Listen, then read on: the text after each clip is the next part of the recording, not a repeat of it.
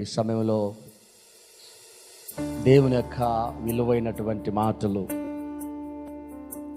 పరిశుద్ధాత్మ దేవుడు మన కొరకు సిద్ధపరిచి ఉన్నాడు కనుక దేవుని వాక్యము చెప్పేటప్పుడు జాగ్రత్తగా వినాలని దేవుని సేవకునిగా నేను మనవి చేస్తూ ఉన్నాను.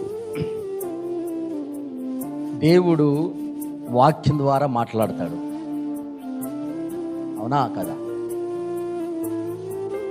దేవుడు వాక్యము ద్వారా మాట్లాడతాడు. ఈరోజు నీ హృదయంలో చిన్న ప్రార్థన చేసుకో. దేవా, నాతో మాట్లాడు. ప్రభువా, నాతో మాట్లాడు అని నువ్వు ప్రార్థన చేసుకుంటూ వాక్యం వింటే ఈరోజు తప్పనిసరిగా దేవుడు నీతో, నాతో, మనందరితో మాట్లాడుతూ ఉన్నాడు. ఆమేన్, హల్లెలూయా.